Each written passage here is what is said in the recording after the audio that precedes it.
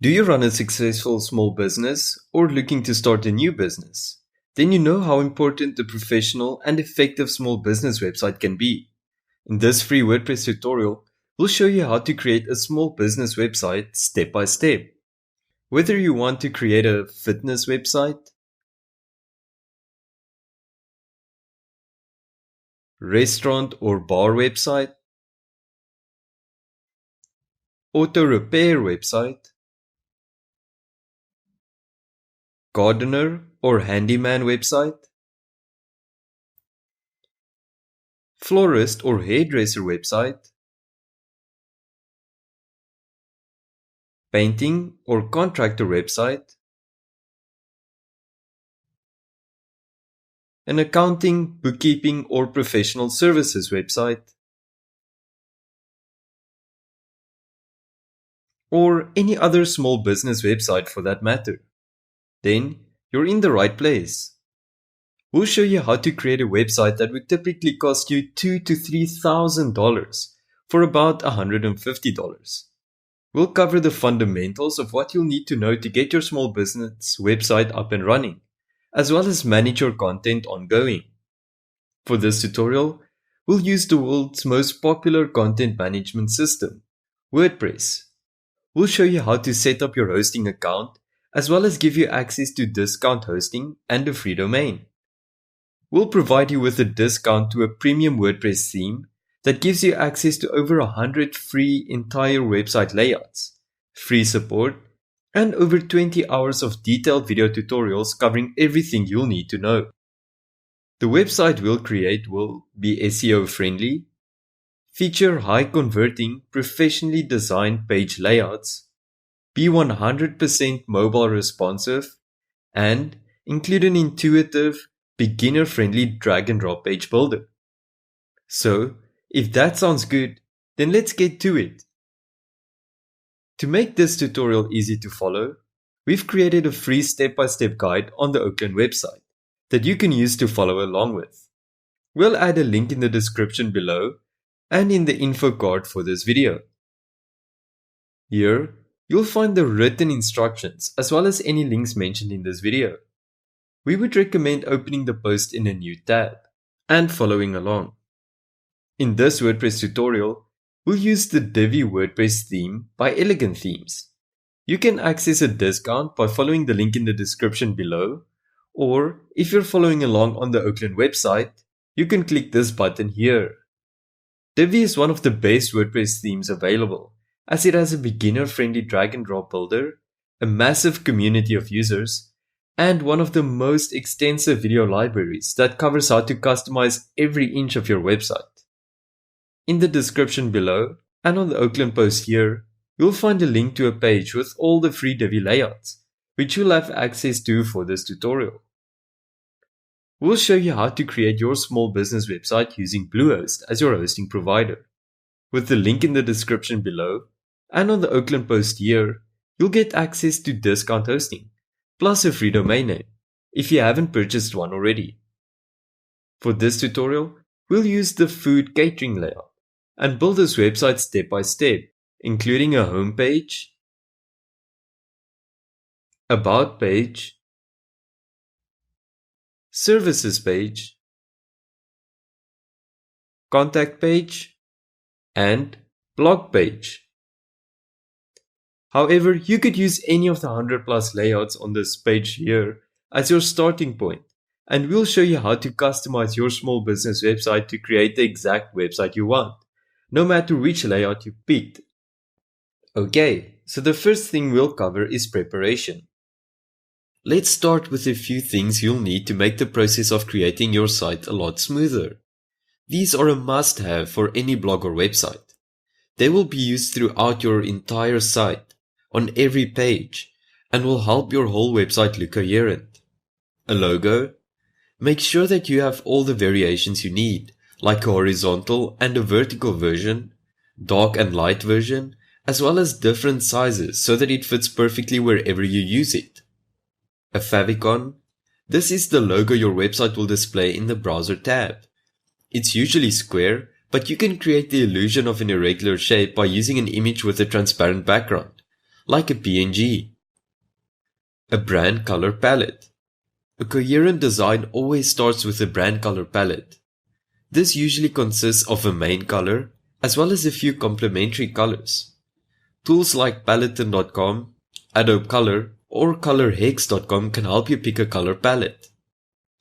On top of these things, you'll also need a small budget of between $100 to $150. This will fund the cost of your domain, hosting, premium WordPress theme, images, if required, and if you want to hire a designer to create some of your branding assets, it may be up to $300. We have created an article that details the expenses you will face as you build your website or blog in this article on the Oakland blog. One thing that will help you out a lot when planning your website is to create a sitemap for it like this. Here you can see I've got all the pages that I want on my website, and I've got them organized under the menus that I'll use to link to them. For example, all my main pages like Home, About, Blog, Services, Contact will be linked to from my primary navigation menu.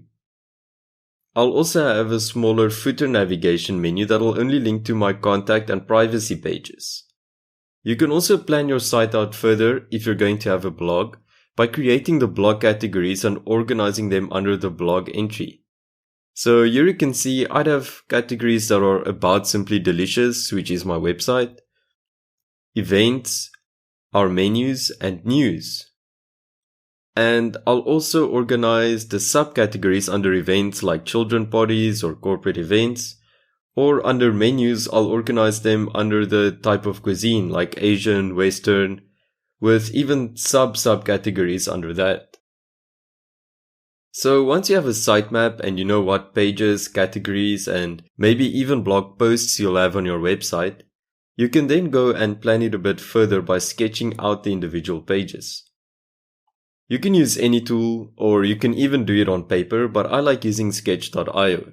So I've created these ahead of time, and if you know what your website will look like, I'll just, as an example, use the layout, the food catering layout from Divi that we'll use for this website. And here you can see I've created a rough outline of the home page. Here. Pretty much the same elements, just very basic. And the about page below that.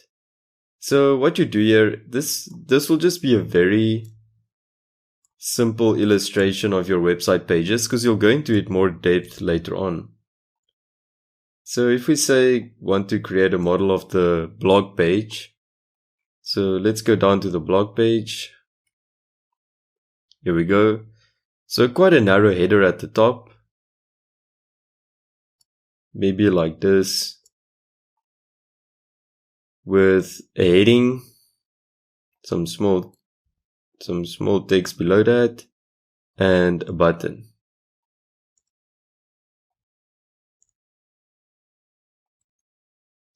And on this side, you'll have an image.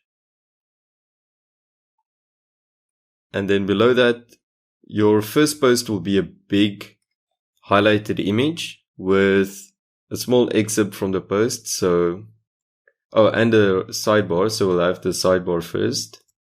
And then we'll have our big first post.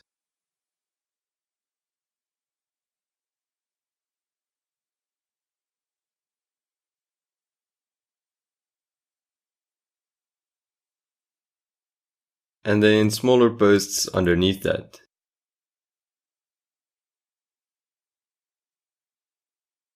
Like something like this.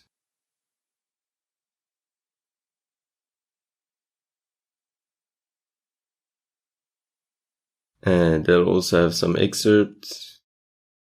Yeah. So you can just go on and finish your pages like this. Just a very rough and simple outline so that you'll know what pages you have and what will be on those pages. Then from here you can go into way more depth. So I'll create a new slide. I'll make the height a lot more so that I can draw out the whole page. And then we'll just start with the outline.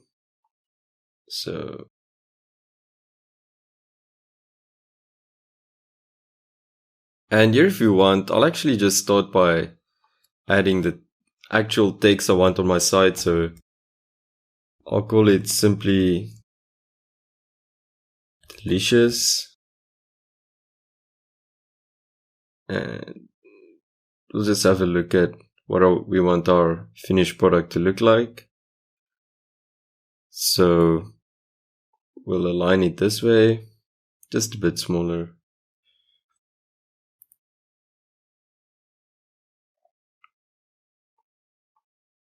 Some text at the bottom.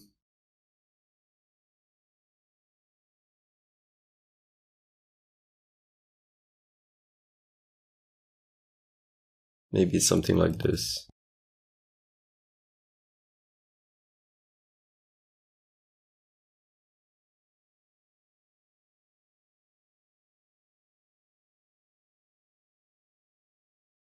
Okay, and we'll have a single button like this over here.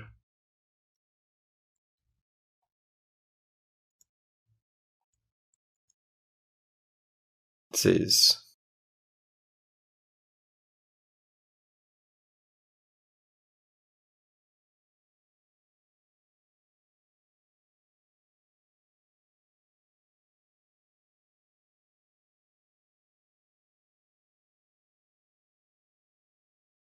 view menus. And that'll be our header. So if you want, you can actually even go and put in the image you want here. But we'll just move on for now. And then below that, we have some blurbs with our services and kind of features of our services. So these would look something like this.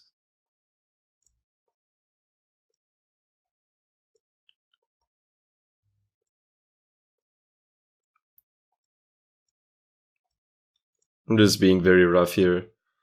They'll have a small icon at the top, which once again, you can actually add the icon if you want. And the text will be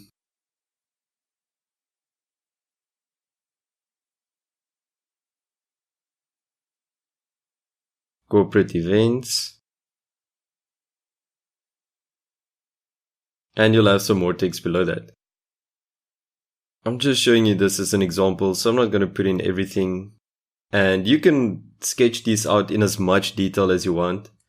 You'll probably change it a bit as you're creating your website, so don't go too intense and think that you have to stick to whatever you're creating here.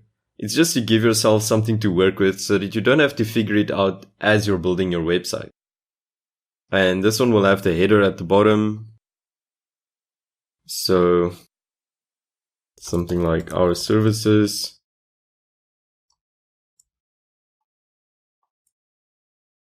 And some more text below that.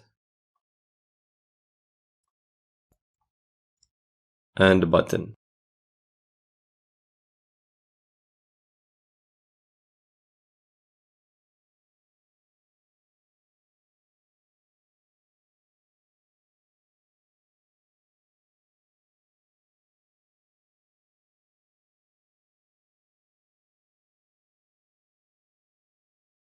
So yeah, of course you won't know what your end product will look like just yet, but doing something like this will just help you speed along your design process, and yeah, you get the idea. So plan your pages like this, and I promise you it's going to save you a lot of time in the long run.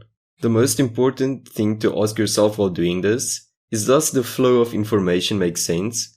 And does it take the user through a process or tell a story? Okay, so that should do it for preparation and planning. Now it's time to get to work on our WordPress website. If you haven't already, the first step is to register your domain, set up your website hosting account, and install WordPress for your website. For this tutorial, we'll show you how to set up your hosting via Bluehost, as we believe it's the best option for beginners. Remember to use the link on the Oakland post here to access a discount for Bluehost. As you can see, they offer free domain registration, SSL certificates, and one-click WordPress installation. To get started, just click the green Get Started button. As you can see, Bluehost has 3 pricing packages: Basic, Plus, and Choice Plus. The biggest difference is that with the Basic plan, you'll only be able to host one website, and you'll be limited in terms of storage space, whereas the Plus and Choice Plus plans are unmetered. So, if you want to host more than one website on one account, you'll have to get one of the Plus or Choice Plus plans, like we do. However, you'll have the 30-day money-back guarantee regardless of which plan you pick.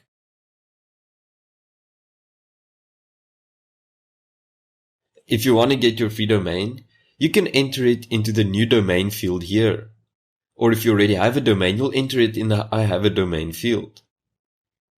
Bluehost supports a number of domain extensions, which you can see in this drop-down over here. If you want the domain extension that isn't in this list, you'll have to buy it from another registrar, and then put it in the I have a domain name field. You'll then need to do what's called pointing your name servers to Bluehost. Fortunately, we've written an article on how to do this that you can find on the Oakland blog. For this tutorial, we'll register a new domain. So we'll type it into the field here, and then choose the domain extension we want, in this case .com. If the domain is available, it'll tell you so on the next page. If it's not, it'll take you back to choose another domain.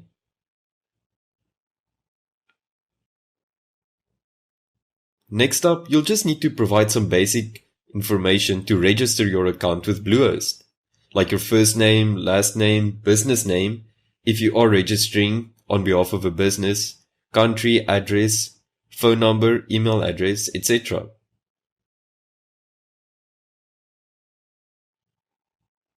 You'll then need to make sure that you have the right package. Bluehost automatically selects the 36-month package. So if you only want a year, make sure that you change it. You'll also see that they again confirm your domain and your SSL certificate is free. In the package extras field, there are some upsells that you may or may not need depending on your circumstances. We recommend paying extra for domain privacy protection, so your personal details won't be published with your domain online. But we'll untick site lock and code guard. Then you'll see the total price at the bottom. Next, you'll need to provide your credit card details in order to pay for your hosting. The last thing to do is to agree to the terms and conditions, and then you're ready to go. You'll be taken through to this page welcoming you to Bluehost with a Set Password button. In the meantime, you'll also be sent a WHOIS verification email that you'll use to verify your email. Let's go check that in our inbox first. Here you can see the WHOIS verification email for the domain of your hosting, and you just need to click on the green Verify Your Email button. Give it a moment to load. And as you'll see, you'll be verified. If we then go to the other email that welcomes you to Bluehost with a Get Started button, this will take you through to the login page. However, we don't have a password yet, so we'll need to go set that on the page that we were taken to earlier. So just go back to that tab and click the Set Password button. Just enter any password that you want. Try to keep it secure. As you can see, they provide some guidelines for that. Or you can let Bluehost suggest a secure password for you. Just make sure that you copy this and paste it somewhere. Agree to the terms and then click Next.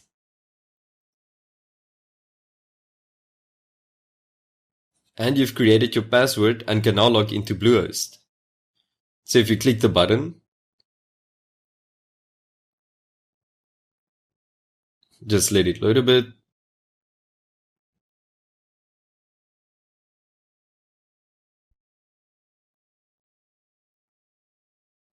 This may take some time because you're going to suggest some themes for us.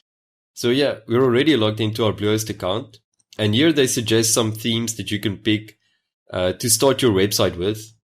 You don't have to pick one now. And we won't pick one for this tutorial because we'll set this all up later. So we'll just click skip this step.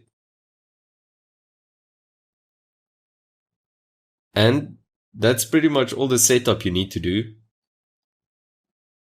You might see this notification that your WordPress website won't be hosted on the domain you bought just yet, but they'll automatically update it to your domain when it's ready.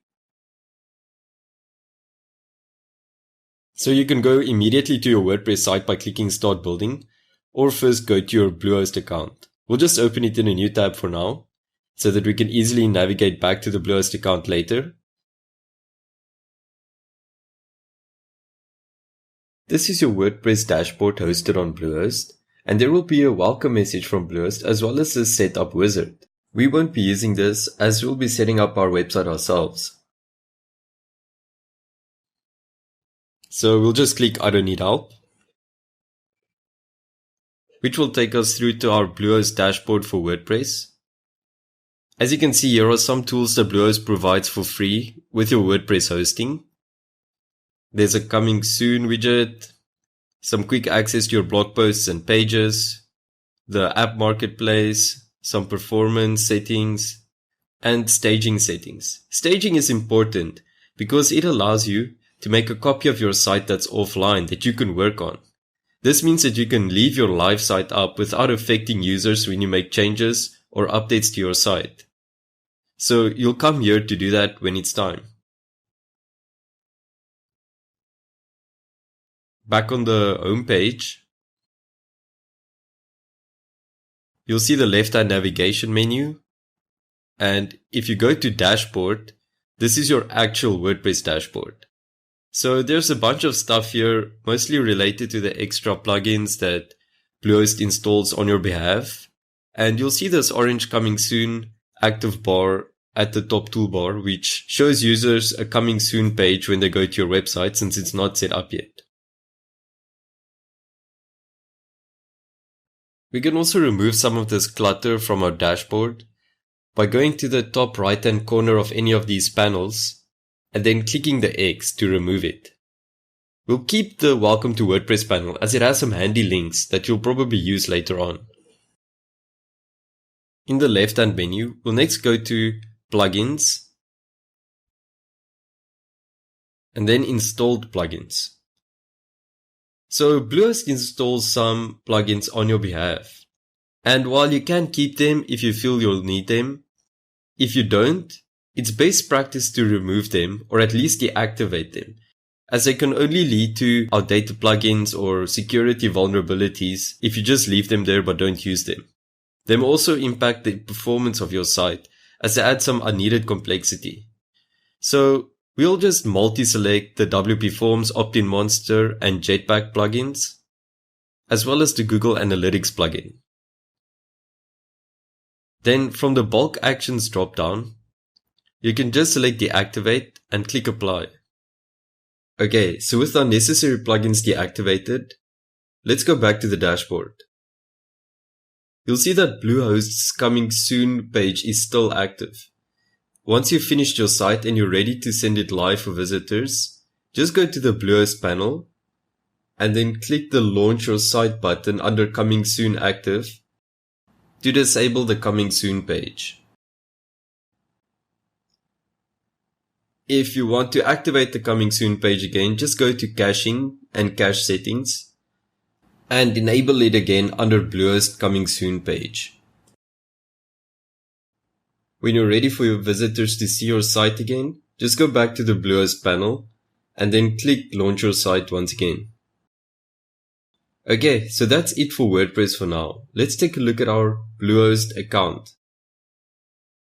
So this is your main dashboard area. You can see your WordPress site here with the URL and the login button.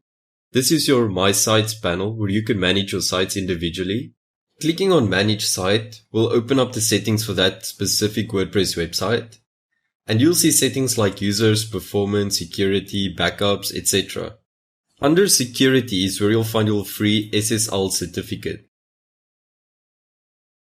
Yours might still be unavailable, and this is most likely because Bluehost is still setting up your domain. But this is where you'd come to switch it on once your domain is ready.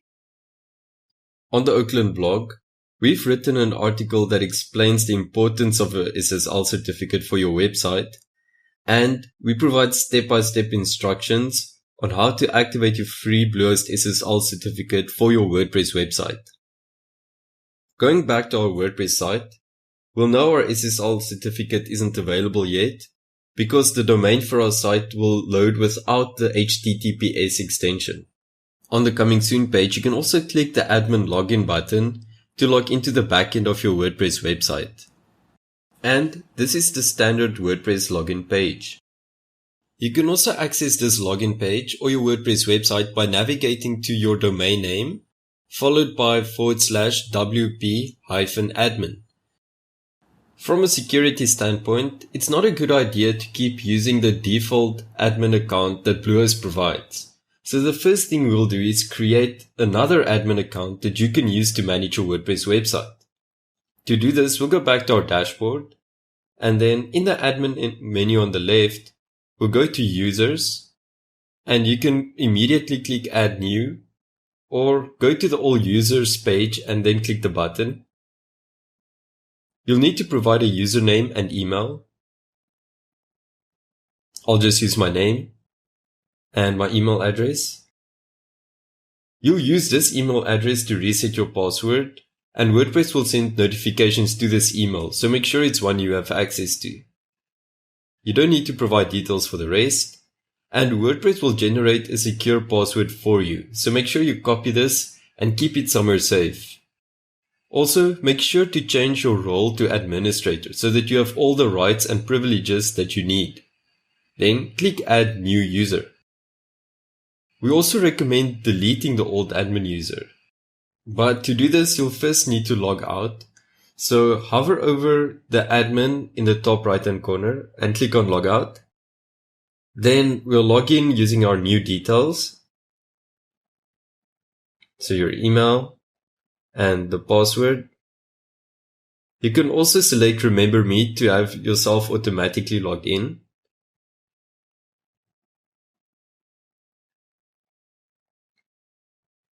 Then we'll go back to users and delete the admin user. Just confirm it on the next page, delete all content.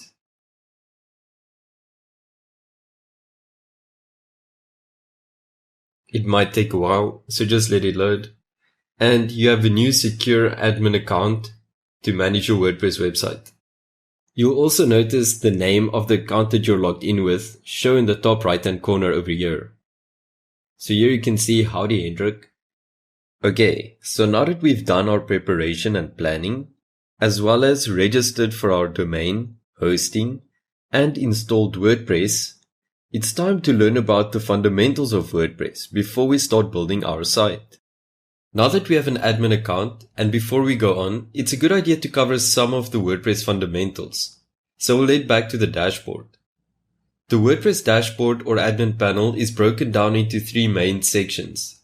At the top we have the WordPress toolbar, the admin menu is located on the left hand side, and the main admin area is in the middle. We'll give you a brief overview of each section now. However, for a more detailed overview, watch our free How to Use WordPress tutorial, which is an introduction to WordPress for beginners. This is intended to get you up to speed on the fundamentals of WordPress in about an hour.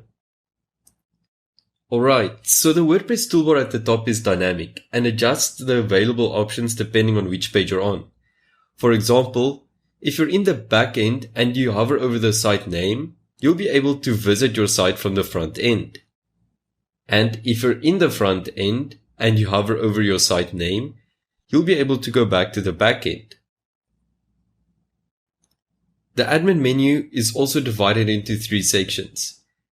At the top you have the dashboard section that provides easy access to the dashboard, some plugins, as you can see Bluehost here, and updates. Under that, it's the content management section, where you can create and manage posts, pages, media items, and comments. The site administration section has mostly to do with the appearance and settings for your site. Under appearance, you can change the theme of your site or access the customizer. Here, you can manage plugins, users, which we've covered, and general settings, some which we'll cover in a bit. Some plugins and themes will also add extra entries to the menu, which you'll see later when we add the Divi plugin. The main dashboard areas where you will be doing most of your work and will look different depending on which page you're on. The screen options dropdown is also on most pages, and if you expand it, you'll see that it gives you extra options and features you can add to the page. Similarly, the Help tab to the right shows you helpful hints for the page that you're currently on, as well as links to relevant documentation. Both of these are also contextual and depend on the page you're working on. There are a few settings I want to show you. Firstly, let's go to Settings and General. If you change the site name here, you'll see it update in the toolbar. You can also change the tagline, update the date and time settings, and more. Again, if you want to learn more about these and other settings, you should check out our How to Use WordPress tutorial. The other important change I want to make is to the permalink structure. The permalink structure determines how the URLs for your posts and pages will look. Sometimes it's set to month and date by default, but it makes much more sense to change this to post name. This will look better to your visitors, and it's better for SEO optimization. It's also best to do this before you create any content, so that your URLs are correct from the beginning. Remember to always save any changes you make to these settings. While you're working on your site, I'll also recommend to go to Reading and check this box that says discourage search engines from indexing your site. This also stops search engines from using your site in search results while you're working on it. Once you're ready to launch your site, you can come back and uncheck this. Save changes. Okay, so let's take a quick first look at our WordPress website. As you can see, not much is going on yet. This is what all new WordPress sites look like. And in the coming sections, I'll show you how to turn it into an attractive site with content and a great looking design. We've covered preparation and planning, registering for hosting, as well as WordPress fundamentals. So now it's time to upload and install our WordPress theme. A WordPress theme is basically a group of files that change the look and feel of your WordPress site with a professionally made design. You can find out more about what a theme is in the What is a WordPress Theme article on the Oakland blog. There are free and premium themes, and premium themes usually have better design quality, extra features, more extensive documentation, and professional support. They usually cost between $50 to $100. On the Oakland blog, we've analyzed hundreds if not thousands of WordPress themes based on speed, design, ease of use, mobile responsiveness, and functionality, which you can access via the WordPress theme reviews category of the Oakland blog. We'll use Divi for this tutorial, which is one of the best premium themes out there and regularly features in a top spot in our reviews. You can access a discount for the Divi theme by following the link in the description below or on the guide on the Oakland blog here. You can either purchase a yearly access to all their themes and plugins, or select their lifetime option, which gives you access to all their themes and plugins for life. We have their lifetime access, however, choose what's right for you. You can always upgrade later on. Once you have chosen your access level, sign up, enter your personal information, select your payment method, review the terms, and complete registration. So, first of all, you'll need to download the Divi theme. Just log into your Divi members area and download the theme from here as a .zip file.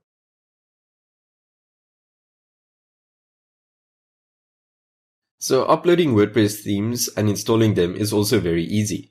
From the dashboard, you'll just go to Appearance and Themes.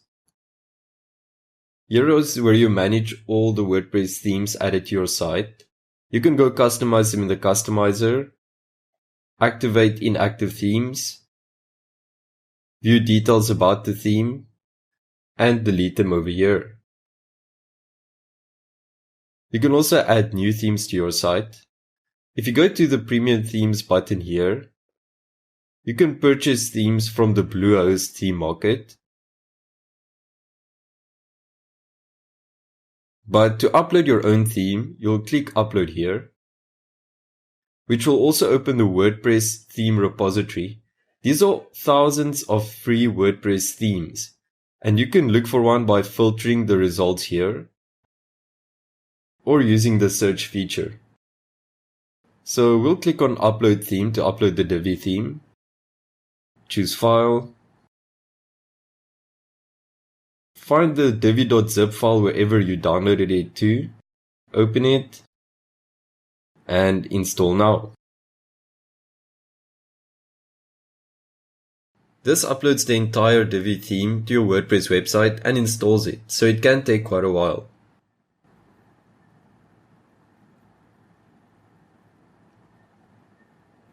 Just wait for it a while.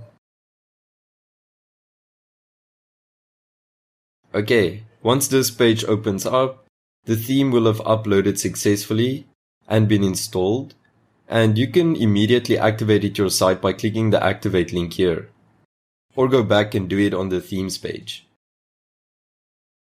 Okay, let's immediately take a look at our site.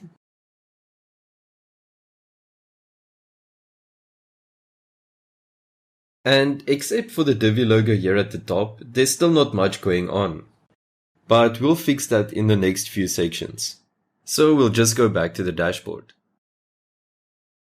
Okay, so let's look at what we've done so far.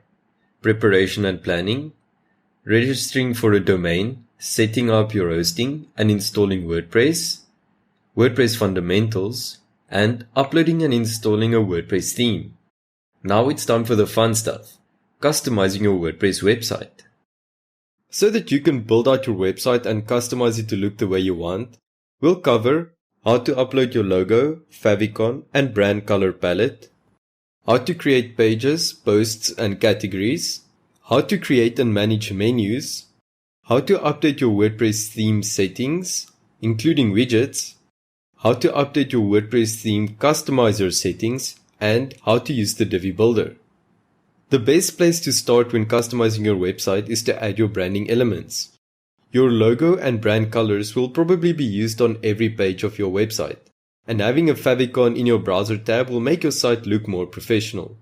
They will also identify your site to visitors, so that they know they are at the right place. So after the last Divi update, you no longer change your logo and your favicon at the same place. So we'll need to go to the Divi theme options to change our logo and to the theme customizer to change our favicon. The good news is that this isn't too difficult and that you'll get a quick look at both of these tools before we dig into them deeper later on. So to change our logo, we'll go to Divi and then theme options.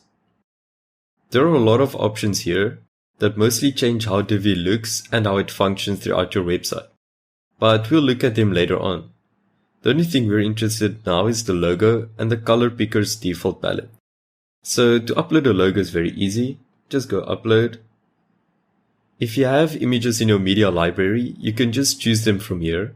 Else you can go to upload files, select files, and choose one from your computer. So let's say we use this alternate version just as an example, but we'll select this one. And you can set an alt text for it, which will be used by search engines so that they know what the image is about, and will be used as a placeholder in case the image doesn't load. So as you can see, ours is dark triangle logo. Then if you're happy, just click Set as Logo. Then the default color palette is a set of colors that you can quickly select when customizing your site. You'll see it later on.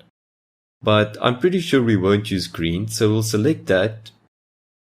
and then change it to our brand colors hexadecimal color code, which is 0DD and you'll see the color change here.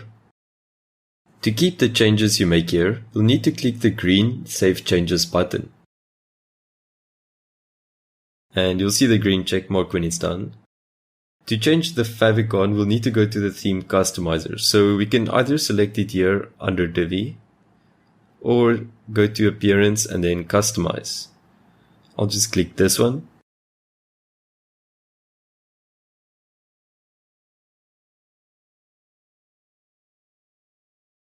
Okay, so this is the theme customizer. Oh, you can already see our logo here. This is the theme customizer where you'll mostly be able to make changes to the styling settings of your theme throughout your website. So to change our favicon, we'll need to go to General Settings and Site Identity. And then this site icon is actually the favicon. So it's a bit cryptic, but you can just change it here by clicking Select Image. Then this time we'll just choose it from our media library. And our alt text will keep as dark favicon. Click Select. You can crop it, but we'll just keep cropping. And then any changes you make in the theme customizer, you'll need to hit Publish in order to commit them. So click Publish. And then you can close the theme customizer over here.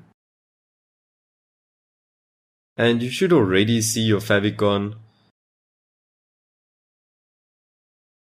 So if we visit our site, you'll see our logo up here.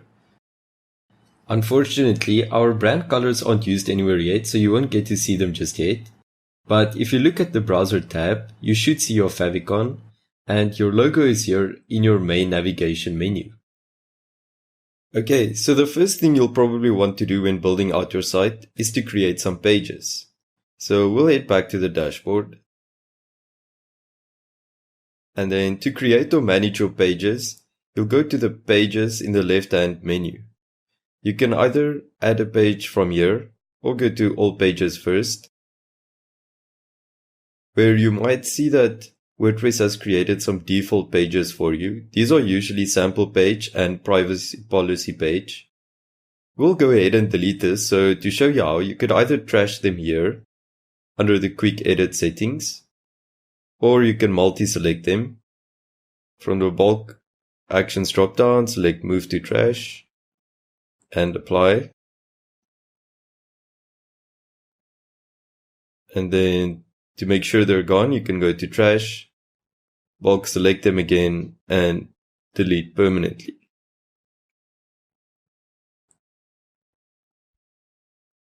Okay, so let's take a look at our sitemap so that we make sure we create the pages that we planned on.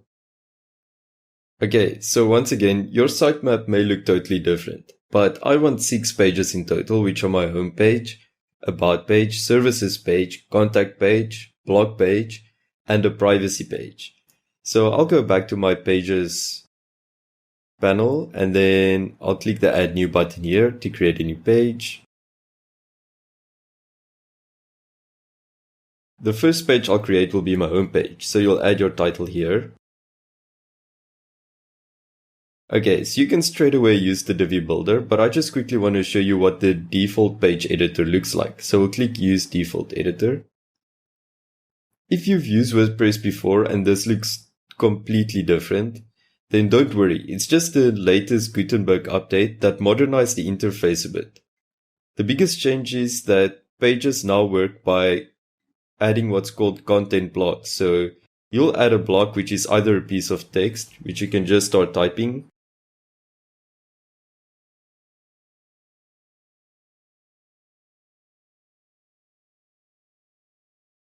or you can add content blocks that are images, headers, quotes, lists, galleries, etc. and it build out your page like that.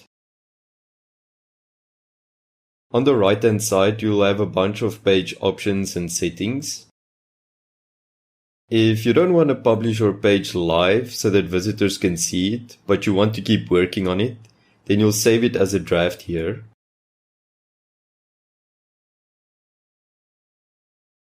If you are ready for visitors to see your page, then you'd publish it and it'll go live on your website. And you can preview pages here.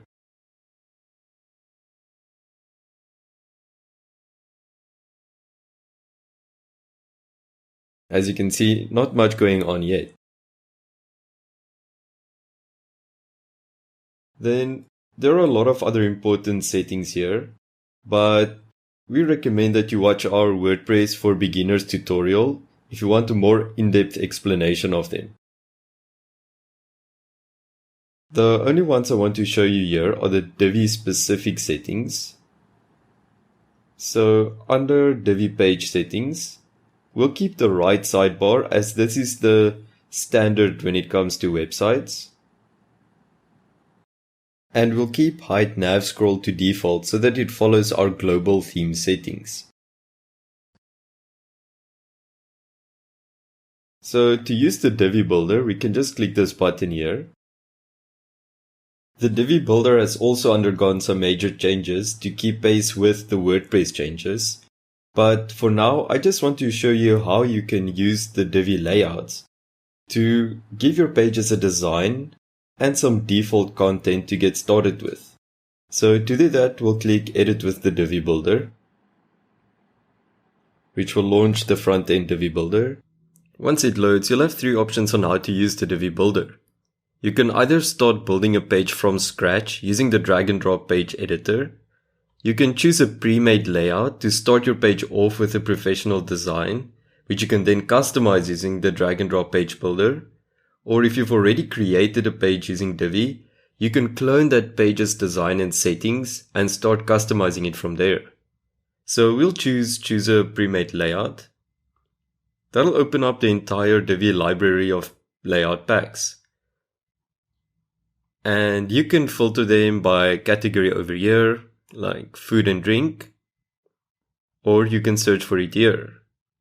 I want the food catering layout pack, so I'll search for it. And here you'll see all the food catering layout pack page designs. So if we click on the home page, you'll see that each layout pack has layouts for all the most essential pages of a website. So for this, it's home, contact, blog, about, landing, and services, as well as food catering, which is a special layout for this particular layout pack. So you can view a live demo of this page here, which will show you what the design will look like. And if you're happy with the preview, you can just click Use this layout to import it onto your page. Just give it a moment to finish. It's usually pretty quick, but we'll see. Okay, almost there.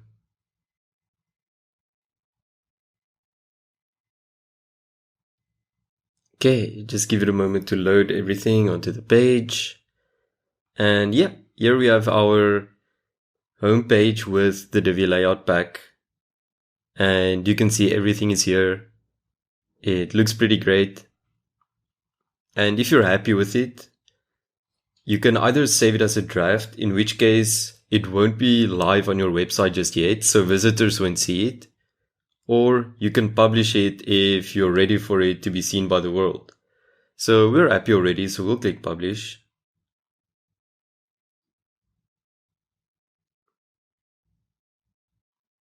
And once it's done, if you click Exit Visual Builder over here, it'll take you to the live preview of the page. So what it'll look like on your website. And then you can enable the Visual Builder again from here. Or you can go back to the backend editor by clicking Edit Page here.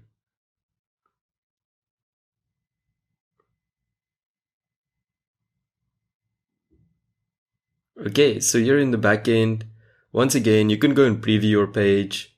So we've published it, so we can change it back to a draft so that we can make changes without it being live on the site. And you can update it if you've made any changes that you're ready to also go live. So just like this, we'll continue building out our website. So we'll add a new page.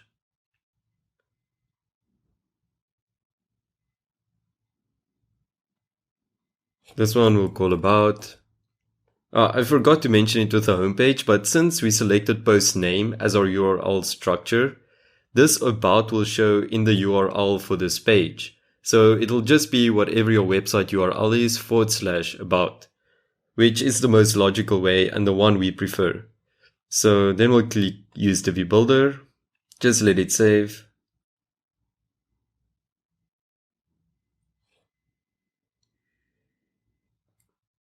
Again, choose a pre-made layout. We'll use food catering again, and this time we'll select the about page. And we won't bother previewing this one, so just use this as layout. Give it a moment to import. Just a bit more. Okay, so let's see what this one looks like.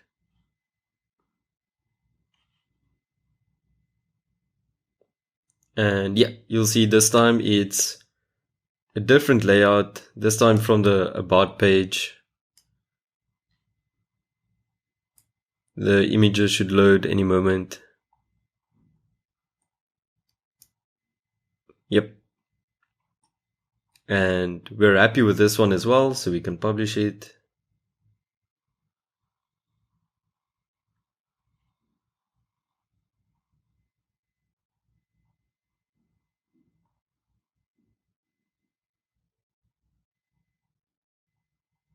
And then go back to edit page.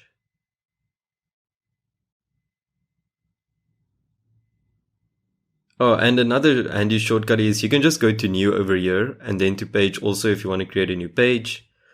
And I'll just go on and create the other pages I want on my website. And you should do the same according to your sitemap. And then I'll just skip ahead. Okay, so here are all my pages. I hope you've gone and created all the pages in your sitemap. So an important thing you'll always have to remember to do is to change the default homepage for your WordPress website. And you can do this under settings and reading. So what this change will do is it'll make sure that when someone follows the URL to your website, that the first page they see is the page that you set as the home page. And this could be your home page or your landing page. It could also be any other page, but those two are the most logical options. So the default your latest posts option makes your homepage almost like a blog category page where all your blog posts will be listed in chronological order. But we want to use our homepage, so we'll select a static page. And then under homepage, we'll select home. We'll also change our post page to our blog page. What this will do is it'll make our blog page we just created our default WordPress page where it will display our blog posts. And this will make sense in a bit when we'll go through and create our posts and categories.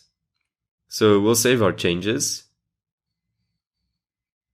And then we can move on to creating our blog categories and posts. So we'll go to posts.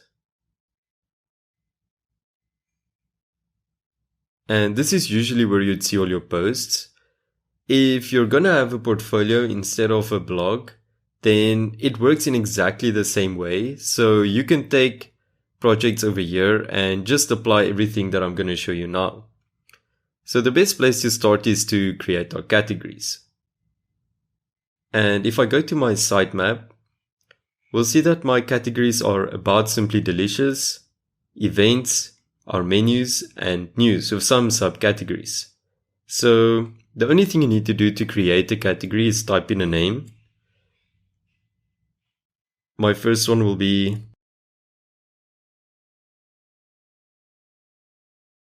about Simply Delicious.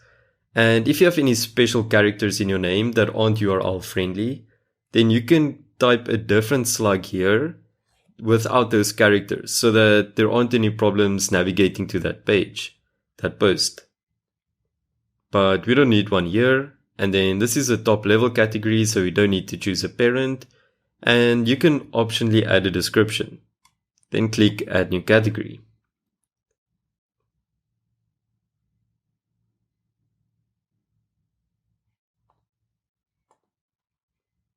Okay, so once it's created, you'll see it over here.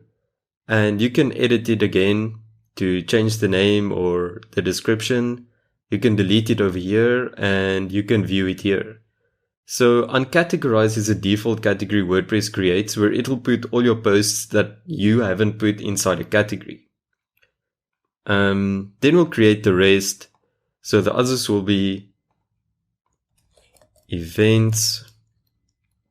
Again, don't need a parent. And events will have some subcategories, which are children's parties, corporate events, and weddings. So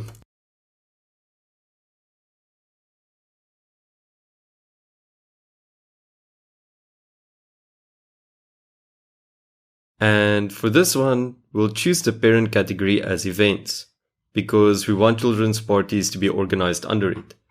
And if we add new category, you'll see it create children's parties with this line next to it, which shows that it's one level down. On the right, you can see the URL friendly slug without the apostrophe. And then we can go on and create our others. So corporate,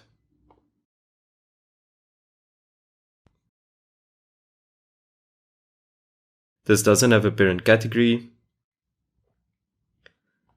and Asian, let's say cuisine, and this will put under our menus.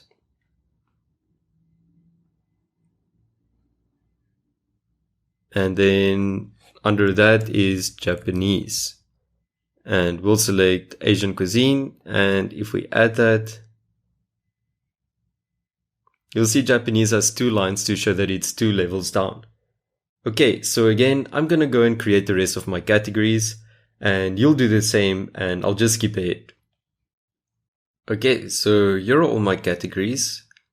And now what we have to do is create some posts that will go within these categories.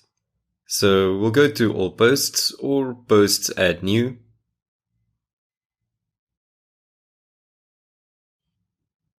Then we'll click add new.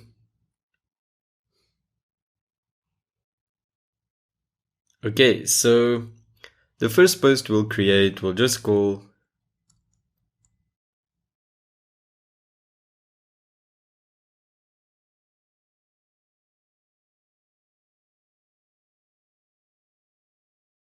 something like that. And as you will see, it's a very similar interface to that of the pages. And just like our pages, because we selected post name, this title here will be used as the URL for the specific post. And some of the important settings I want to show you is categories is where we'll actually choose the category. So since this is about our company or business, we'll select a bit about Simply Delicious, which will organize it under this category. Then tags are just random phrases or words that you can use as an organizational tool and that users can use to filter or search for posts.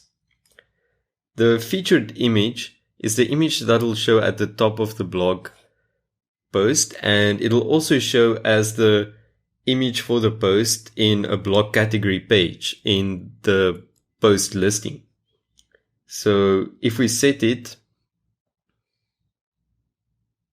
let's say, let's just choose this one. Select. If we save,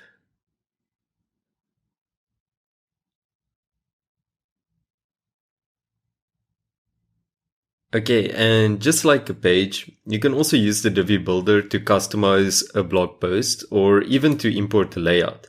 But I'll just use the default editor here, and then I'll add some text. So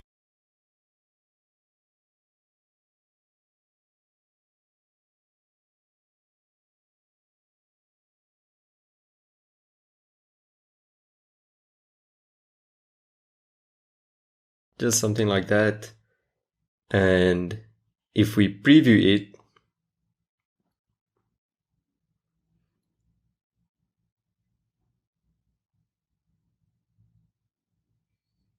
You'll see that the featured image is at the top with our text at the bottom. Okay, and below that, you'll want to make sure that comments are, if you want comments, but usually you'd want comments to be allowed on your post if you want some user interaction. And also you can change if the sidebar should be displayed and how the navigation should function. So yeah, that's all we want here. So we'll click publish, publish.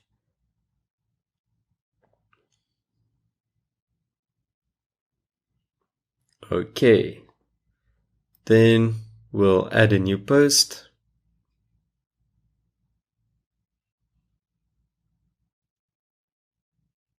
And we can say something like,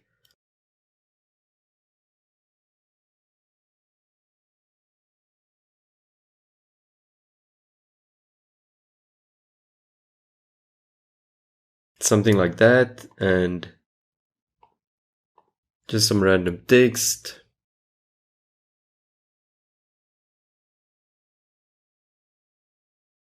And then we'll organize this one under our Japanese blog category and publish, just to show you the difference. Okay, so now to see our blog posts, if we go to our pages and we view our blog page,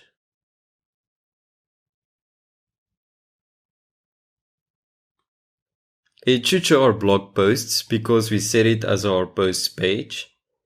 And you'll see the posts from both categories because this is our main blog page. So all the categories posts will be displayed here in chronological order. And if we click on them, it'll take us through to that post. But yeah, this just shows you how blogs will work. And as you can see, the category that the post is organized under will be shown here. And if we click on that, we can actually view that category page. Okay, so the next thing we want to do is to create a menu for our website. And as you can see over here, WordPress by default uses this menu that uses every single page, category, or post you create in the menu structure. But we want more control over what's shown here. So to create new menus, we'll go back to the dashboard.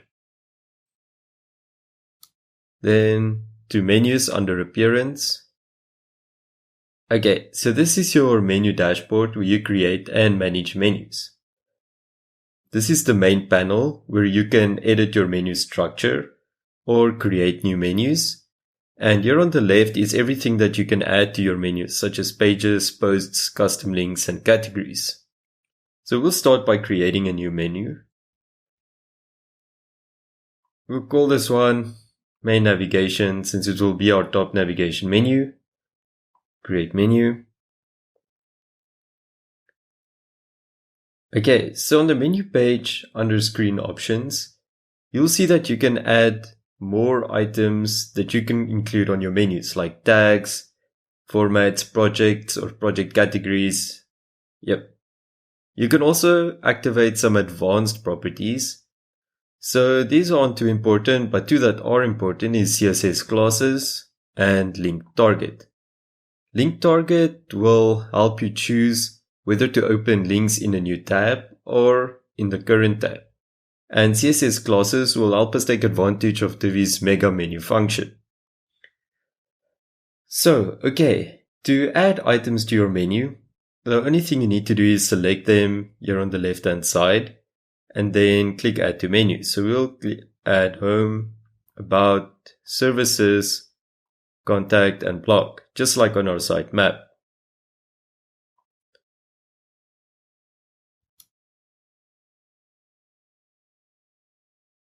Okay, and once your items are here, you can rearrange them by dragging them.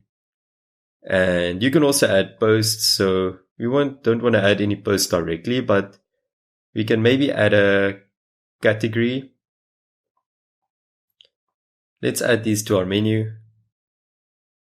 And then what I'll do is I'll drag and drop them like this, and that will put them under our blog menu item. So now they will show in a drop down. What I also want to do is, instead of having an actual contact link to my contact page, I'll just remove this one and I'll add a custom link. And let's say the URL is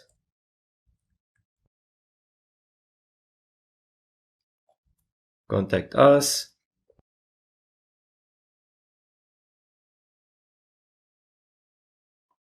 And making a custom link like this with hashtag and a name or ID, if we go into our page and we make the ID of a section or element the same as this, then this link will take you to that part of the page. And we'll show you how to do this later on, but I'll just add it to my menu for now.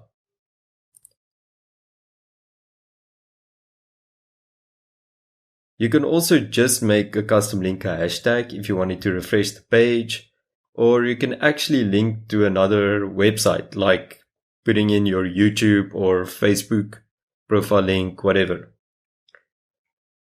Okay, and then here at the bottom, we want this to be our main navigation menu, so we'll select primary navigation menu. And as you can see, here is that option to automatically add pages to your menu, but we don't want to do that. So let's save and then see what we have so far.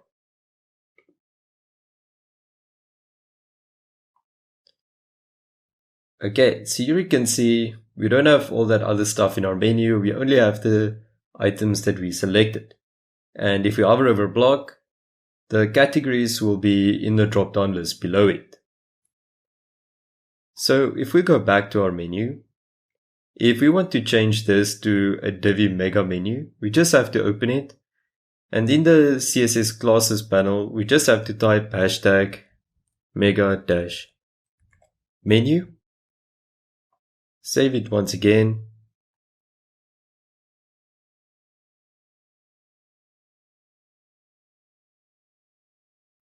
And if we go back to our site and refresh,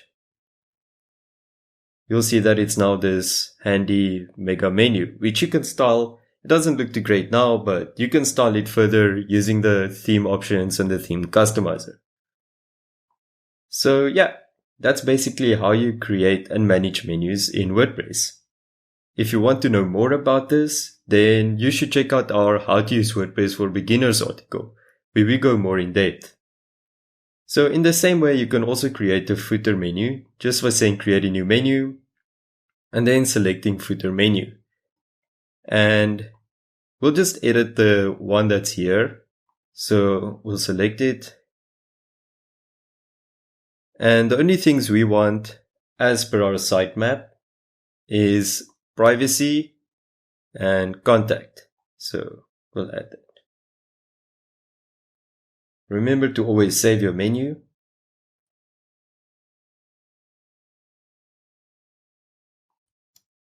And if we go back and refresh, then here at the bottom, we'll have links to our privacy and contact pages. So to create a footer menu, we'll just say create a new menu. Let's say footer nav, create. And then here we'll select footer menu. And we want to add links to our contact and privacy pages. So privacy, add to menu.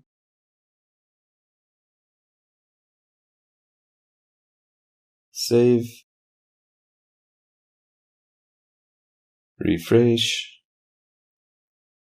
If you go all the way down, you'll see we have them here in our footer menu. Okay, so depending on what pages you want in your site and your categories, you can go on and create your menus just like this. You can also take a look at our How to Use WordPress for Beginners tutorial to learn more about how to use menus for your website. Okay, so now it's time to make changes to the Divi theme to change the look and feel of our website. One of the main areas where you do this is the Divi theme options, where we changed our logo and our brand color earlier. You can navigate to the Divi theme options by hovering over Divi in the left-hand menu and selecting theme options.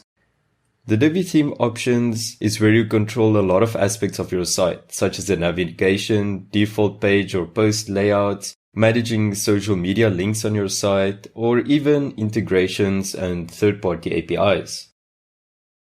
So we'll just go over the most important ones. There are too many options here to cover for this tutorial, so we recommend that you head over to the Divi documentation, where they go into every aspect of the Divi theme options in great detail, and you'll be able to learn to use anything that you see here. So first of all, we already changed our logo. The fixed navigation bar is the sticky menu at the top of your pages, and disabling it will disable the sticky menu. Enabling it will make sure your menu is always visible. The next important ones are your Google API key. So this is what you'd use to activate Google Maps on your website. We already have our Google API key, but you'll need to go over to Google and log into your account to set up your own API key. Then you'd paste it in here. And whenever you make changes, you'll have to save them.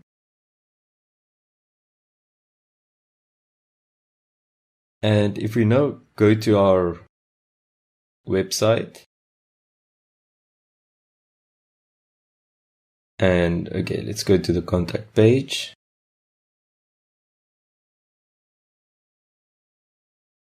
You should see that Maps is now working.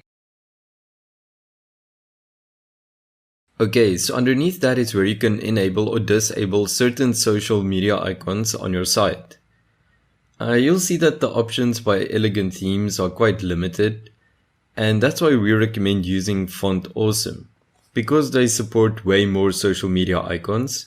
And on the Oakland blog here, you can follow the link to view a tutorial on how to do this. Okay, so to use Divi's social media icons, you'd enable the ones you want to use here, and then you'd paste in the link to your social media pages. So we'll paste in our Facebook link here, and the Facebook link should now work on our site.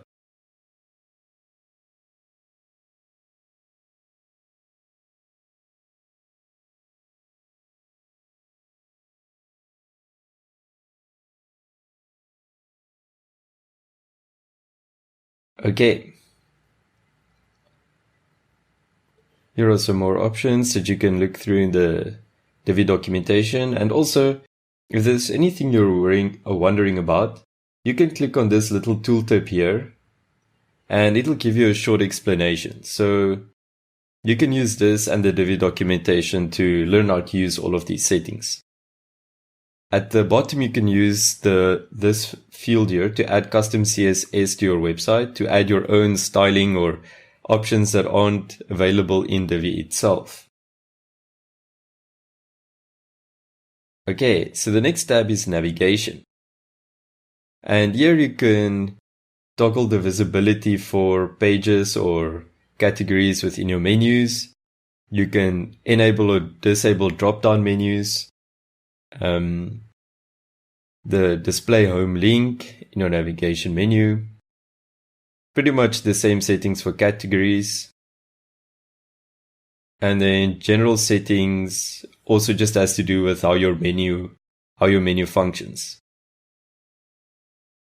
In the Builder tab, as you can see here, you can enable or disable the builder for post pages or projects. We want to use the builder, so we'll keep it enabled. Some advanced options. Under layout, so single post layout, these are your actual blog posts.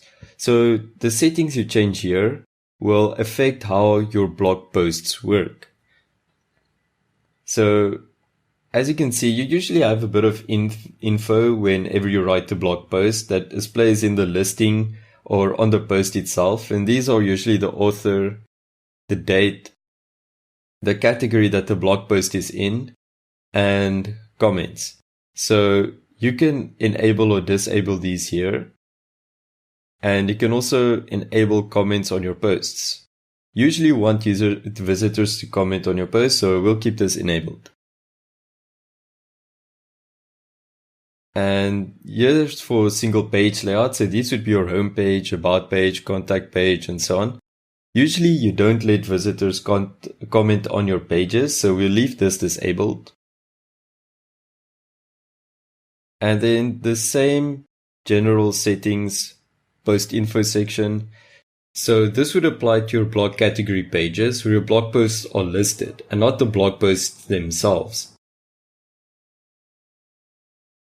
Ads, as the name suggests, this is where you make changes to how ads display on your website and which type of ads you allow. So Divi has some settings for SEO, but we recommend using an SEO specific plugin. We like using Yoast SEO, and it's one of the best free SEO plugins you can find. In the integrations panel is where you can add custom code to your website, such as your Facebook pixel, Google Analytics, or any other type of code. And you can divide it in these boxes in your head section, your body section, or at certain points within posts or pages. The last tab we have is updates, and this is where you can add your Elegant Themes username and API key to authenticate your Divi installation and enable yourself to get the latest updates from Elegant Themes. Once again, if you want to learn more about these settings, then check out the Divi documentation for theme options. We've provided a link to it in the article accompanying this video. Okay, so I just very quickly want to run you through how to use widgets on your site. And you can use widgets to add some functionality or some small extra features.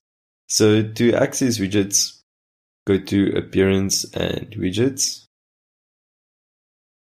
Again, if you want more information on this or how to use it, we recommend reviewing the documentation. So here on the left, you have all the available widgets that you can add to your site. There might be some specific to Divi, but there are a few default WordPress widgets. Here are your widget enabled areas, which are areas on your site where you can add widgets. So the sidebar is something you should know about already. And if we go to a preview of our site, our homepage doesn't have a sidebar, but our blog does. So we'll go over there. So here's the sidebar with its widget enabled areas and its widget. Another area that can have widgets is the footer, but since there are no widgets there yet, you will see there's no widget area. So to add widgets, let's add a calendar. So you just select the widget on the left, select which area, and click add widget. And you can give it a name. Something like that. Save it. The footer area will also add one. Say categories. Check out the blog, sounds good. Display as drop down, let's say show post counts. Sure, okay, save. So if you now go back and refresh, you'll see the calendar widget we added over here. And if we go down to the footer, you'll see the widget we added here. Oh yeah, if you want to remove a widget, just click the delete link over here and it'll remove it. So yeah, if you want to learn more about widgets, check out the documentation. And then we're off to the next part of customizing your site, which is the theme customizer. Okay, so to access the theme customizer, you either go to Appearance and Customize, or Divi and then Theme Customizer. Okay, so this is the Divi WordPress Theme Customizer. It's where you can make changes to the appearance of your website by changing the global styling options of your pages and elements on your pages. So as you can see, there are a lot of options over here. And even inside these categories, there are subcategories with even more options. So we can't cover everything in this tutorial, but if you want to know anything more about any of the settings we'll look at now, just refer back to the Divi Documentation's Theme Customizer section. They'll have a wealth of information on anything we're going to cover. So, an important thing to understand about how the Theme Customizer works is that it makes changes to the global settings of your website. What this means is that if you change, let's say, the header over here, it will change all the H1 headers on your website. And you can then go and change those headers for specific pages on those pages themselves. So to show you what we mean and why this is such a handy option, I'll just quickly give you an example. So if we inspect this header over here, scroll down, you'll see that it's the April Fat Face font. So if we go into general settings and typography and try to change this under the default header font to, let's say, Railway, you'll see that it doesn't change. So the reason for this is because it's set to April on the page itself. If we go to our dashboard and then pages, home, edit with the Divi Builder,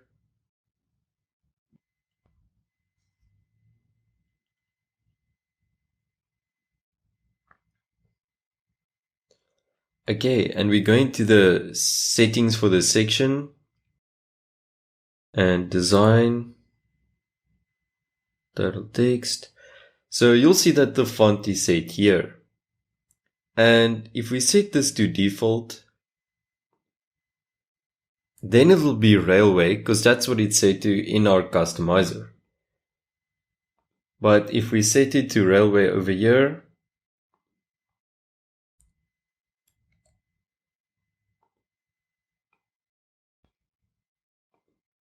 we save it.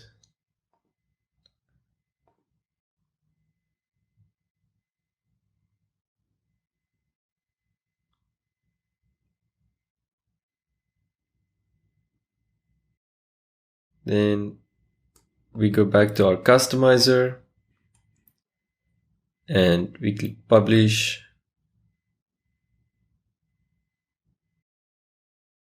Refresh.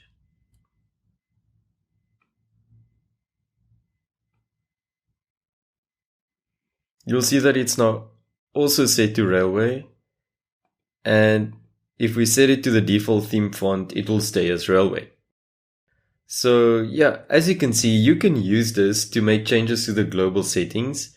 And if for some reason you want a specific page to look different, then you can go change it on that page.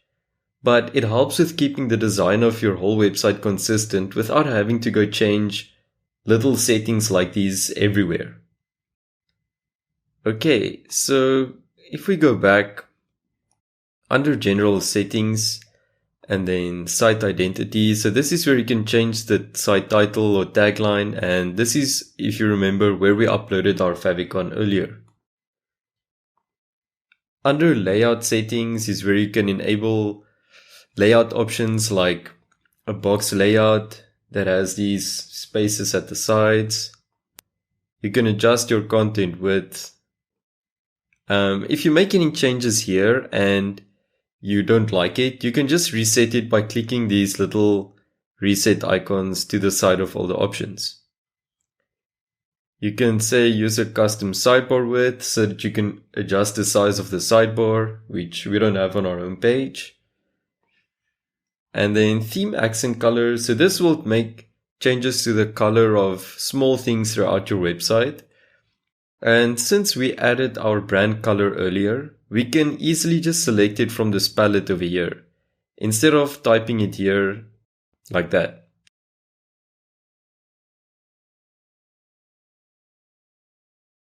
So we'll just select it here. Go back, typography. So here you can change the size, height, spacing, styles of most of the text on your pages. So if we find some body text, so the default color is black. If we make this yellow, yeah, that doesn't look great. So we'll set it back. Actually, we'll set it to default. We can change the header fonts over here. We're happy with what they are at the moment. You can change the body link color. So this will change the color of links. We'll just make it our brand color. I'm not sure if there are any here at the moment. No. Then under background, we're not really using a background for this theme. So this doesn't really matter. I don't think you see it anywhere. Then back, header and navigation. So you'll probably want to spend some time with these settings as they change the header over here, which is usually an important part of your website's design. So under header format, you can choose from the header styles like default, centered where your logo's at the top, centered inline so that it's between your menu items, slide in.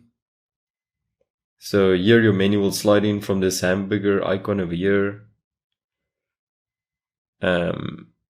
Full screen, in which case when you open it, you'll have a full screen menu like this. And hide navigation until scroll. So when someone navigates to your site, your menu won't be visible. And then only when you scroll down, the menu will pop up, a sticky menu. So we'll set this back to default.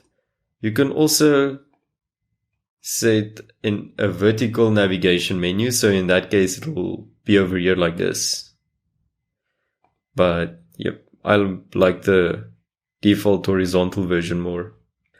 Okay, so primary menu bar. This will make changes to this menu bar over here, the styling options. So we can make it full width, which looks pretty good. You could hide the logo. You could adjust the height. Maybe we'll make ours just a bit bigger. 50. You can adjust the logo's height. Text size, so the text of the blog items, the menu items. Spacing, fonts used, and colors as well. So again, we'll change both of these to our brand color. And as you can see, this is why you should go set your brand color as one of the colors in your palette, because it just makes this so much quicker than actually typing in the hexadecimal code. Then we have the secondary menu bar.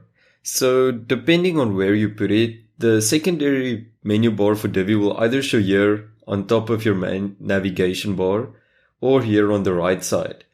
But the only way it will show is if you've already created a secondary menu, which is why we don't have one just now. But just to show you, the settings are mostly the same. Make full width, change the font.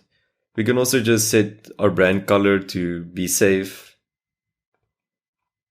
Yep, just like that. And it also has a fade in animation or whatever other animation you'd like to put.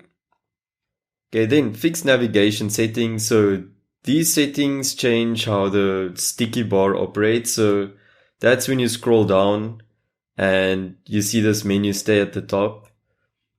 And just like the main menu, you can change the height, the text size, the primary colors, secondary colors.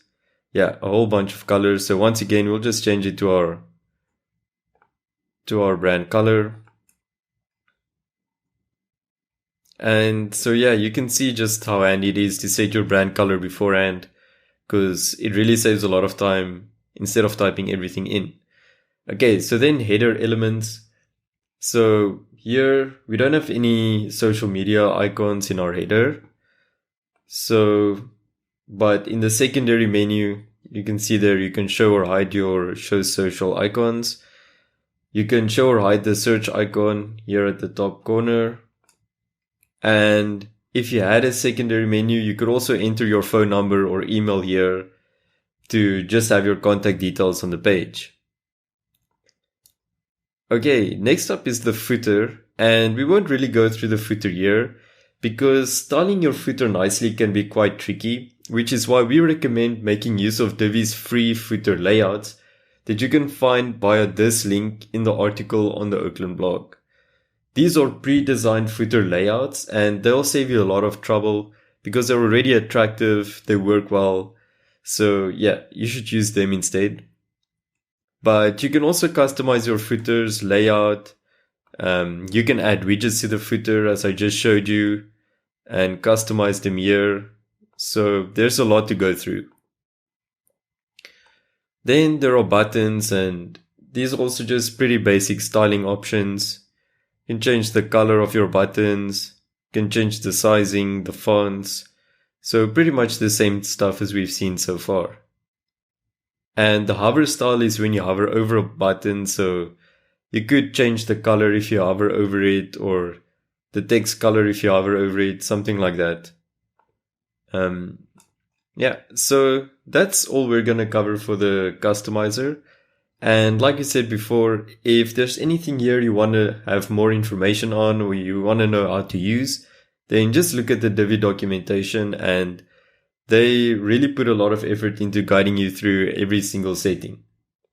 Last thing just to show you is you can also customize your page in a tablet or mobile view so that you can see what it looks like on different devices.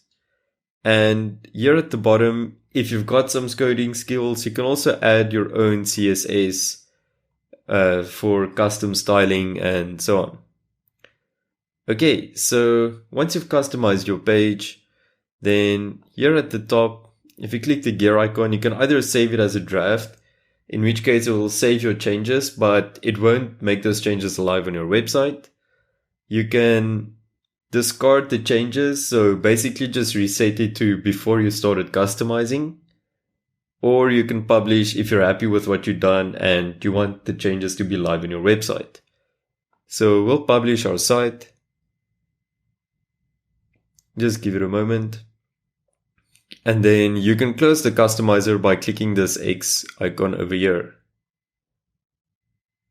To read more about any of the settings that we've covered, or those that we haven't, just follow the link to the Divi documentation from the link on the Oakland article over here.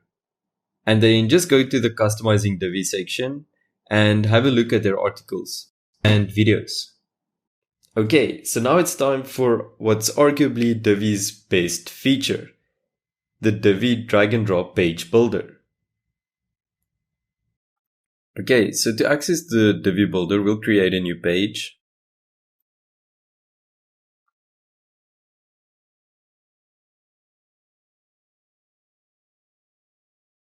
And for the sake of this tutorial, I'm just going to call it test. And then we'll click use the Divi builder.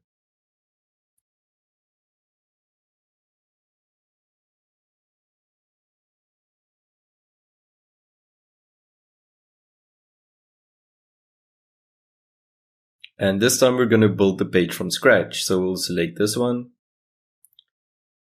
Okay, so we're going to model our page after the home page that we created earlier, just to illustrate how the Divi builder works and how you can recreate great designs like these. So the first thing we want to do is create this. I'm just going to enable the visual builder first. The first thing we're going to do is create this big full width header area at the top that has our heading, call to action button, and this background image with, you'll see it has this effect as if it's faded to the one side.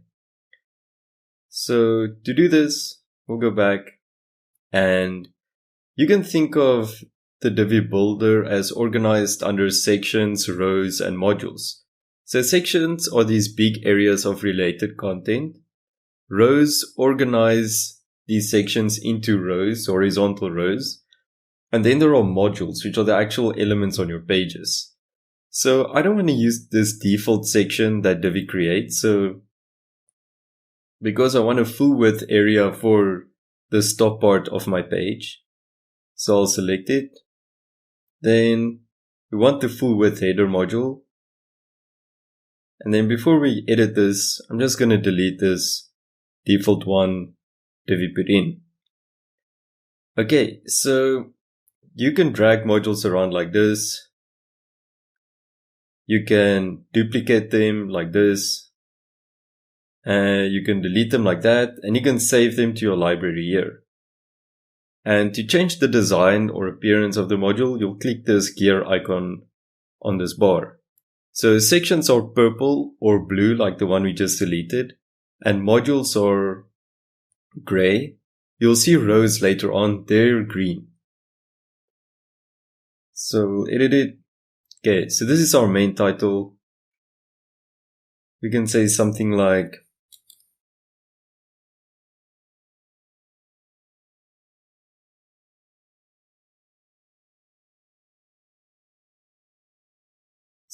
that. We don't want to sub it. Button 1. The example actually had a good one, something like VR menus. And we don't have a button 2. I'll just keep this text here as dummy text, but you could change it to whatever you'd like. And then we won't look at this just yet. So as you can see, the content is literally the textual content that will be in a module. Design is more the styling. So here, okay, our layout's fine. We want it orientated. The scroll down icon is this button over here that if you click it, it scrolls down to the next section. So we don't want it for this one. So I'm just going to disable it again. Next one we want to look at is text. So as you can see, we're using dark text, so we can just change it here to dark. And then the title text. So title text will be your headings. So what Divi does that's quite handy is it organizes all your title settings under heading levels. So H1, 2, 3, 4, 5, 6. And if you change them, you change the setting for that level of H1 under your content. But this is our H1, so we'll stick with that. We'll change the font to Railway. We can maybe make the font a semi-bold. And we'll definitely make the size a bit bigger. Maybe around 60, looks good. Letter spacing, we'll leave the same. We'll give it a bit more breathing room by making the line height bigger, maybe 1.2. Okay, then the body text. This one we'll set to cabin.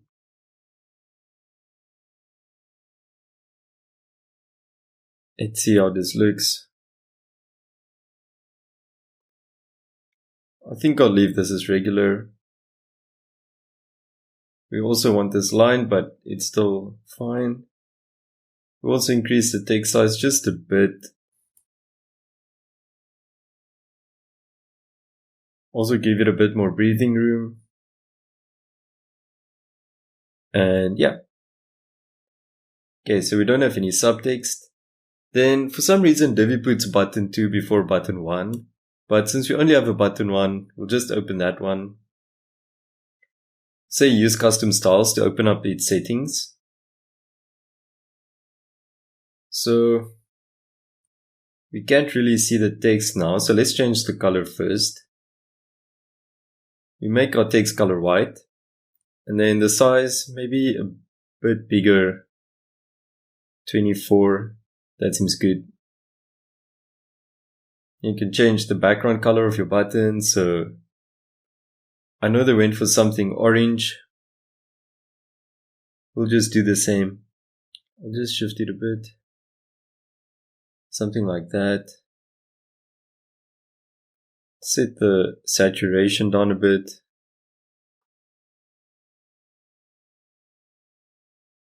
And the border width We'll make a bit bigger. And we don't want to see the border, so I'll change the border color, and you can just go here and copy this color, and then in the picker here just paste it so that we don't see the border. The border radius rounds the corners of your buttons. So as you can see, the higher we set this, the more rounded our corners are. I don't want to round it a lot, but maybe 7 is good. You can also adjust the letter spacing, so we'll maybe make this 4. We'll also change the font to Cabin. Regular font weight is, we'll stick with regular. You can use this to make it all caps. Of course, you can also just write it as all caps, but it's up to you. Then the icon is this one you see when we hover over it. So it's set to this arrow by default, and it's up to you. You can change it to anything you'd like. I kind of like this arrow, so I'll keep that. And you can also change the icon color. And this, if you set it off, the icon will always show. If you set it on, it'll only show when you hover over it. You can give the text a shadow, and then you can give the button itself a shadow. So just like our example, I'll use a drop shadow like this. And I just like to move it a bit to the side so that the shadow falls to the bottom and right. So you can adjust it down a bit. And the blur strength, maybe just like that. And the spread, just like that. And I want to make the shadow color the same color as... Okay, so that's it for our button. The next thing we will do is adjust the size of our content here. So I'm just going to move this to the side, and then see it's 700 pixels, maybe a bit less.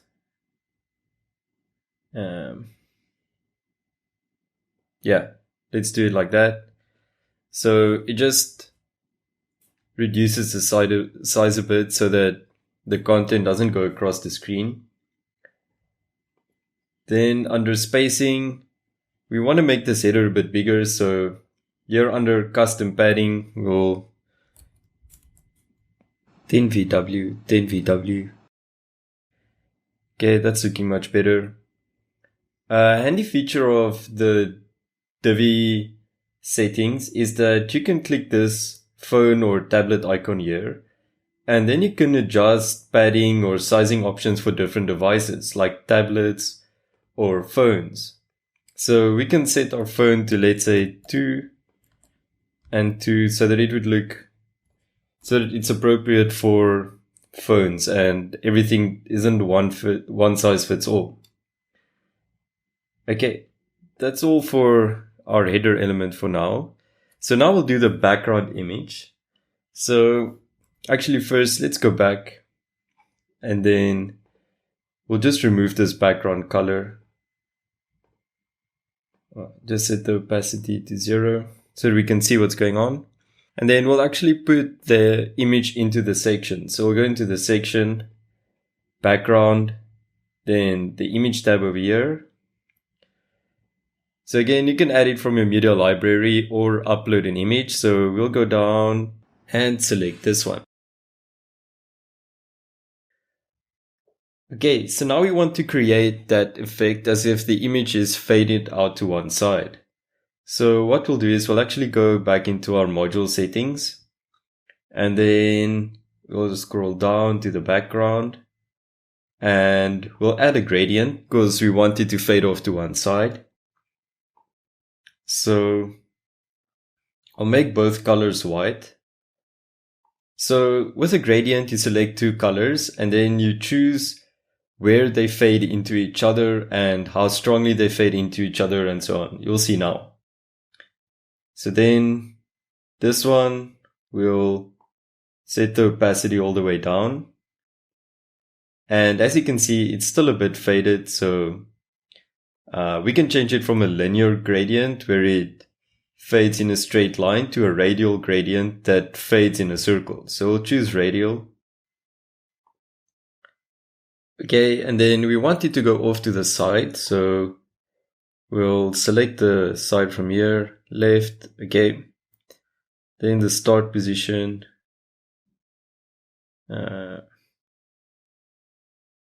Maybe around 30. Then in position, maybe 60. Okay, so yeah, that's pretty close already, just with a few adjustments, and you can of course go and design whatever you like. So yeah, the next section we're going to create is this section over here, the services section with a bunch of blurbs. So as you can see here, it actually uses a row structure. And I'll show you how that works in a moment. And then below that, we have a text element and another call to action button. Okay, so what we're going to do first is we'll add a new section. And then for this one, we'll choose a 3-column row. And this insert module will immediately pop up when you choose a row. So we'll go ahead, and the first thing we want is an image. So image, and it's one of these icons. So which one do we want? We want the paper and the tie. So this one. Okay, cool. So as you can see, this is our row, and it created 3 slots for us in this row that all act like columns. And we can add another element below this one by clicking this gray add new module icon here. And this will be a text element. Okay, and firstly the text will have a heading. In this case, corporate events.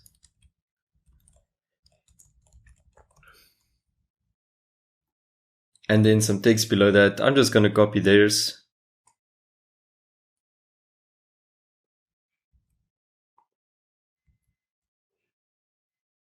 And in this text editor, you can select text and then you can change it to, let's say, heading 5.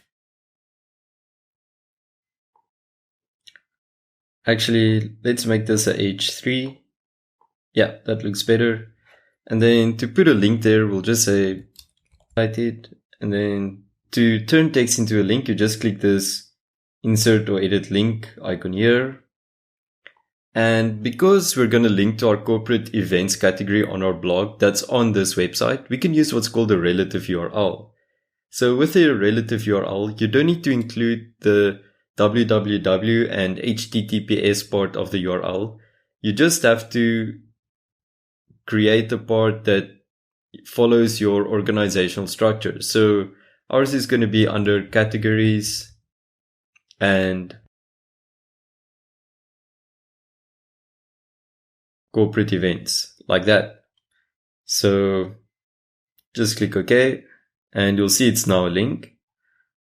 And yeah, that's it for our blurb. So now, to save time, you can either recreate all of these, or you can just duplicate them and then drag them across like this. And then you can just add in the image.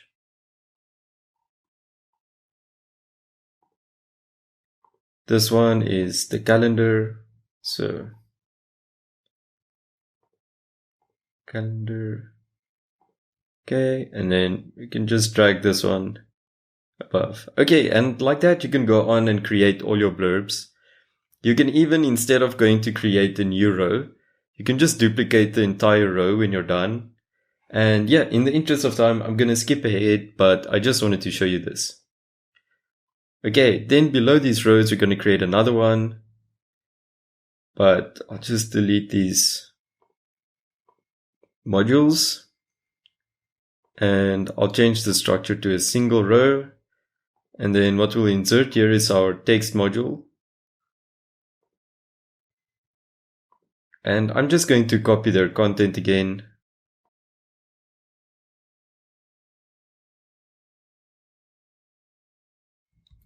And paste it in here. And this is already a heading 2. But this time, just go to design, text, and we want to orient everything to center. So we'll go to heading text. Nope, not here. Text orientation to center. And then we can just add another module for our button. But I already showed you how to create a button, so we won't do that now. Okay, the last thing I just quickly want to show you.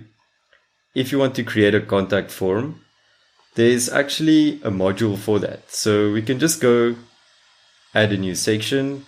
This one can just be a single row. And contact form. And you'll see it already has all these fields for you. So you can even type a message.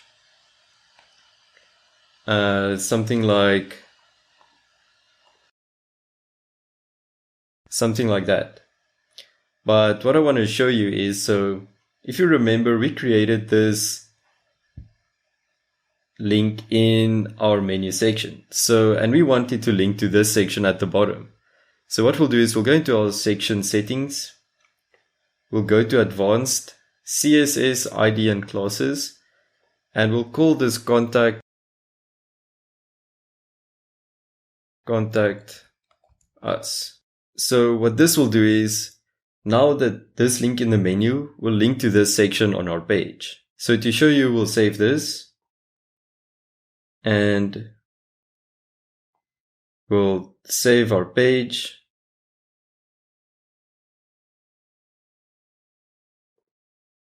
And publish it.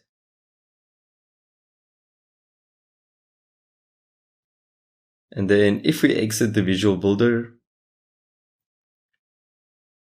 and we click on this link, it'll take us down to our contact section. So that's also how you can link to specific content sections on your pages. Okay, and that also brings us to the end of our how to use the Divi Builder part of the tutorial. So I hope this gives you the confidence to go and play with it yourself. It's really one of the best builders around, and it's a lot of fun to use once you get used to it and you know everything that you can do. But again, the best way to learn more is to access the free Divi documentation that we've also provided a link for in the article over here. And then go to the Divi Builder section, and here you'll have access to in-depth tutorials and a lot of hours of video tutorials to help you get to know all the different functions and features. When you have your website looking the way you want and you're ready to launch, there's a few best practices that you should follow to ensure you get the best results. If you want your website to be searchable via search engines like Google, the first thing is to ensure that your WordPress settings aren't blocking search engines from indexing your website. To check this, hover over settings in the admin panel and then click on reading. Okay, we'll scroll down to the search engine visibility section and ensure that the box is unchecked so that Google can crawl and index your website. You should keep this box checked while you're still working on your site like we have, but uncheck it once you're ready to go live. Once you've done that, we also recommend watching our step-by-step video on how to add your website to Google search. This will help make your website discoverable via search engines like Google. We would also recommend installing Google Analytics on your website. Fortunately, we've created a free step-by-step video on how to do this as well. Using the Divi theme, you can add the required tracking code within the Divi theme options tab. Under integrations, we cover how to do this in the video. That's it for our how to make a WordPress website tutorial for 2019 and 2020. If you liked this video, hit the like button and remember to subscribe to our YouTube channel for more videos related to WordPress, digital marketing, and how to run a successful website. Your feedback is appreciated, so please leave a comment below and tell us what you liked, or if there was anything you found difficult, so that we can put together additional videos to help support you as you build out your site. To get access to exclusive discounts, free tutorials, and to stay in the loop on the latest updates, sign up to our newsletter at ohklyn.com. And until next time, happy building!